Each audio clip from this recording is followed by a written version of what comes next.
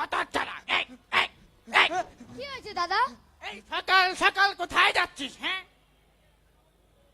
ফজরের নামাজ পড়েছিস? এই তুই পড়েছিস? তুই তো আমাকে ডাকে ভাগায় নিয়ে আসলি। আসলে দাদু পড়া হয়নি। যা যা নামাজ পড়ে আয় বলছি, যা যা যা যা। হঠাৎ ছাড়াগুলো নামাজ পড়ে না, শেখবেটা কি আর? হ্যাঁ, এই বয়সে যদি এরা নামাজ না পড়ে, পরে হলে তো মসজিদের ধারের কাছেও যাবে না এরা। হঠাৎ ছাড়াগুলো নামাজ নেই, পড়ালেখা নেই, সারাদিন শুধু টুটুর করে ঘুরে বেড়াচ্ছে, মনে হচ্ছে স্বাধীন এলাকা পেয়েছে।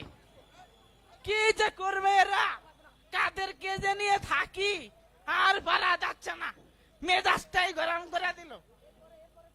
সকাল সকাল কি যা শুরু করেছে, যাবি তো যা, নামাজটা পড়ে যা। তা না, নামাজটা পড়ে চলে যাচ্ছে। মনে হচ্ছে কি যে আর বলবো, ছোট মানুষ তাও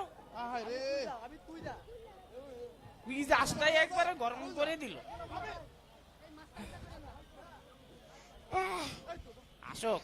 হায় রে বৈশাখ। এই, এই, এই, এই, এগুলো কি বলেছিস?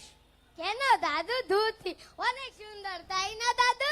এটাই তো এখন ফ্যাশন।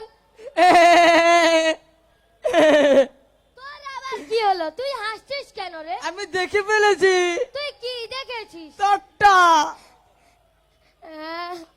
এই হঠাৎ ছাড়া, এগুলো কি মানুষ পারে? হ্যাঁ, এগুলো আমাদের সংস্কৃতি নয়। আমরা পালন করব ঠিক আছে, আমরা অনুষ্ঠান পালন করব ঠিক আছে, কিন্তু সেটা আমাদের মতো করে, আমাদের প্রিয় নবী আমাদের যেভাবে বলেছেন চলতে, আমরা সেভাবেই চলবো।